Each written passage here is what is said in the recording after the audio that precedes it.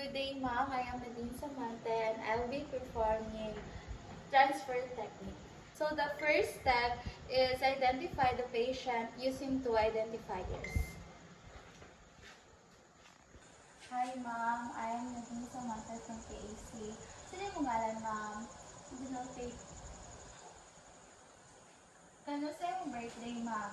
September 3, 2006. Sino yung edad, ma'am? 18 years old. So the next step is assess physiological capacity to transfer. Imuhang right hand, then imo isa ka, ubos naman, imo isa ka tiil man, feeling right.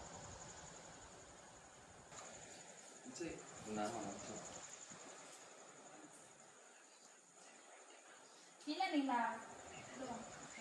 So the third step is assess patient's sensory status. Mom, can you hear me?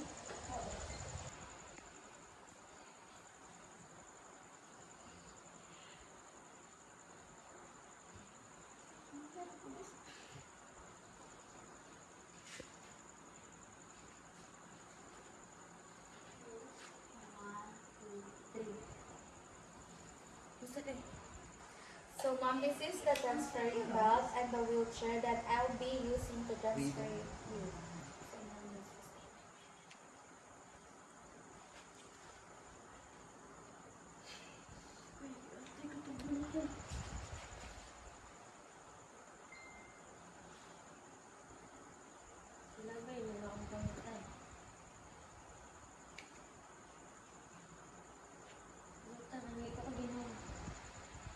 Kilak.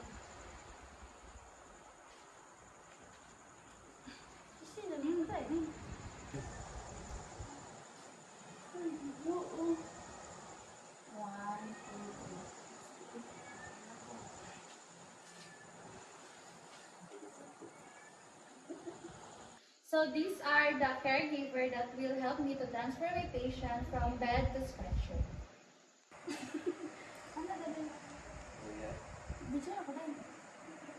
One, two, three.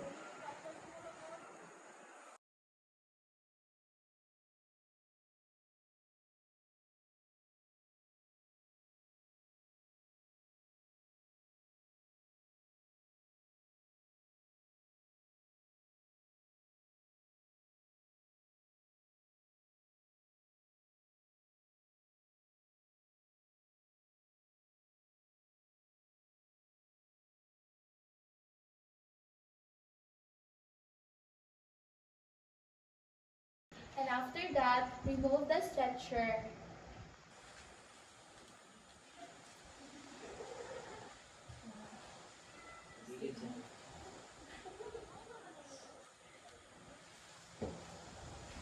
And after that, do the hand hygiene.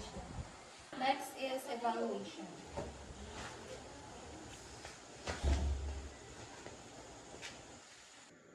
Next is documentation, and after that, do aftercare.